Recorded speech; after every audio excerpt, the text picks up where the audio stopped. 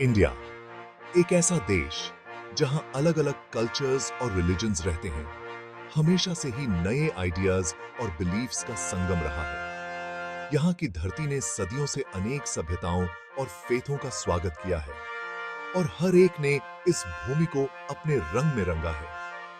इस्लाम का इंडिया में आना एक बहुत बड़ा टर्निंग पॉइंट था, जिसने कल्चरल एक्सचेंज का एक रिच टैपेस्ट्री बनाया और हमारे देश के इतिहास पर एक अमिट छाप छोड़ी। यह धर्म ट्रेडियों के साथ आया, जो अपने साथ न केवल सामान बल्कि नए विचार और विश्वास भी लाए। मलाबार कोस्ट के बसलिंग पोर्ट से लेकर दिल्ली के मैजेस्टिक कोर्ट्स तक इंडिया में इस्लाम का सफर फेथ, टॉलरेंस और ह्यूमन कनेक्शन के इंड्यूरिंग स्पिरिट का प्रमाण है। इन स्थानों पर इस्लाम ने न केवल व्यापार को बढ़ावा दिया बल्कि सांस्कृतिक और सामाजिक बदलाव भी लाए। यह नया धर्म तलवारों के साथ नहीं, बल्कि ट्रेड की कूल ब्रीजेस और लर्नेड स्कॉलर्स के वर्ड्स के साथ आया। इन स्कॉलर्सों ने स्थानीय लोगों के साथ विचारों का आदान प्रदान किया, जिससे ज्ञान और समझ का एक नया युग शुरू हुआ। यह एग्जिस्टिंग ट्रेडिशंस के साथ घुल मिल गया, जिससे आर्ट, आर्किटेक्चर, म्यूजिक और लिटरेचर का एक वाइब्रेंट फ्यूजन देखने को मिला। इस्लामी स्थापत्य कला ने भारतीय वास्तुकला को एक नया आयाम दिया और संगीत में भी इस्लामी इंपैक्ट स्पष्ट रूप से देखा जा सकता है।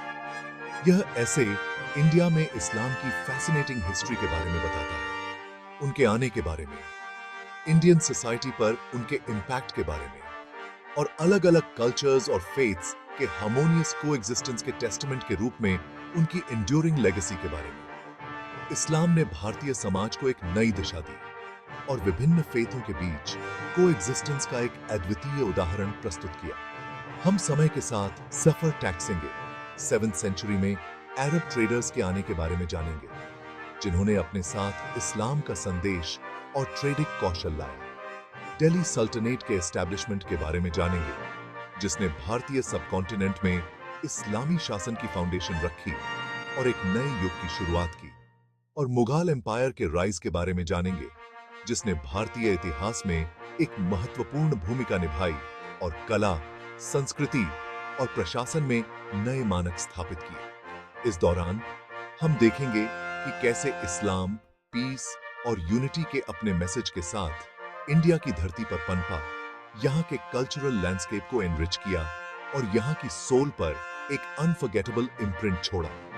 इस्लाम का संदेश आज भी भारतीय समाज में गूंजता है और इसकी विरासत हमारे जीवन के हर पहलू में देखी जा सकती है।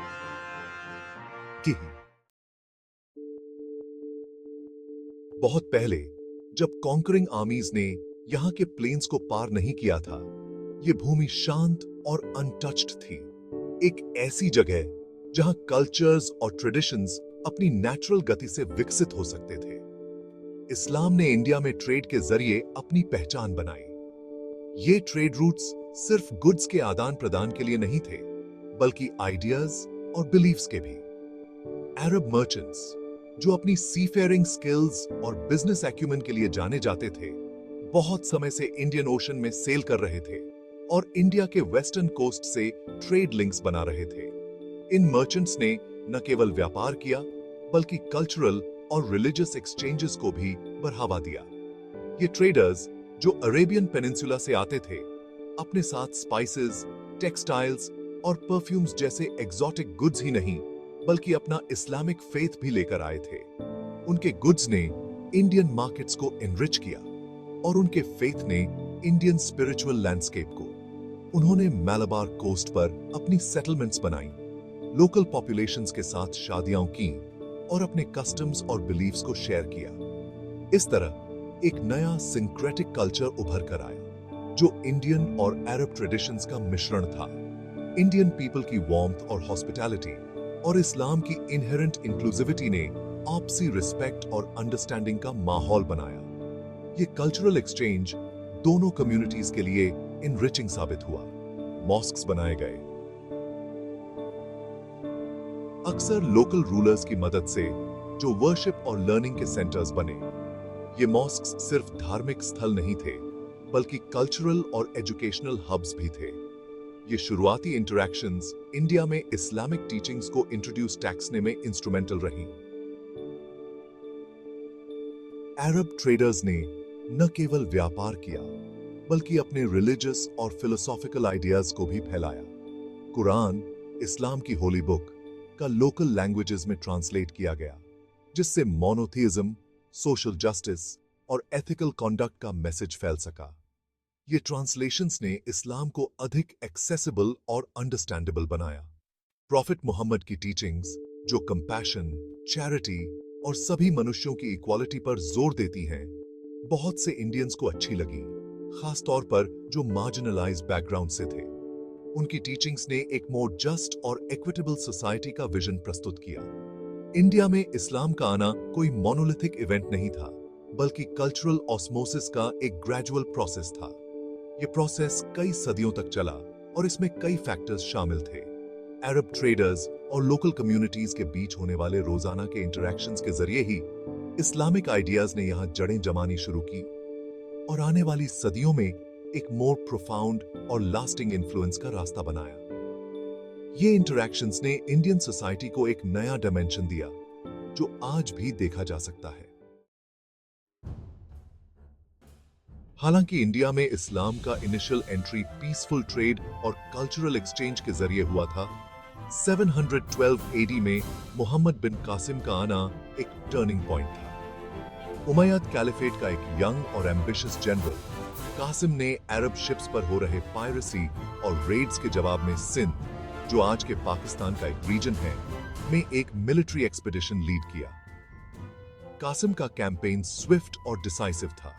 उसने डेबल के पोर्ट सिटी पर कब्जा कर लिया, सिंध के राजा दाहिर को युद्ध में हरा दिया और इस रीजन पर इस्लामिक रूल स्थापित कर दिया।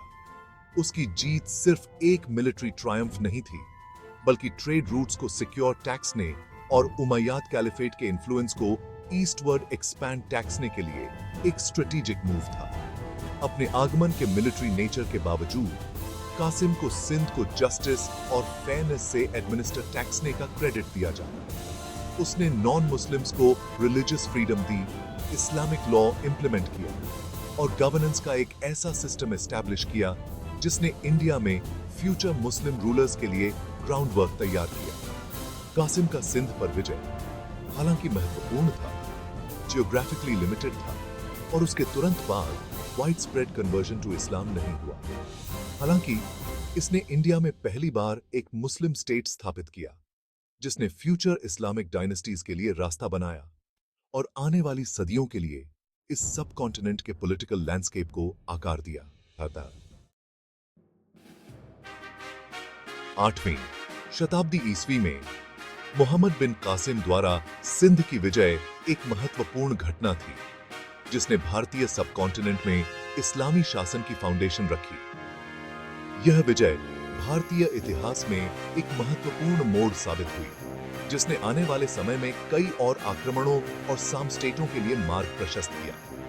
लेकिन यह 1206 ईस्वी में दिल्ली सल्तनत की स्थापना थी, जिसने वास्तव में भारतीय इतिहास में एक नए युग की शुरुआत की।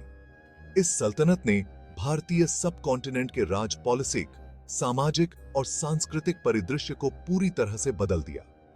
दिल्ली सल्तनत की स्थापना ने एक हुबिकृत शासन प्रणाली की शुरुआत की, जिसने विभिन्न रीजनों को एकजुट किया। तुर्क मूल के एक पूर्व गुलाम सेनापति कुतुब उद्दीन ऐबक ने इस शक्तिशाली साम्राज्य की फाउंडेशन रखी, जिसने भारत के राज पॉलिटिकी और सांस्कृतिक परिदृश्य को हमेशा के लिए बदल दिया। ऐबक की कहानी एक गुलाम से सुल्तान बनने की है, जो अपने सैन्य कौशल और नेतृत्व क्षमता के कारण संभव हो सके।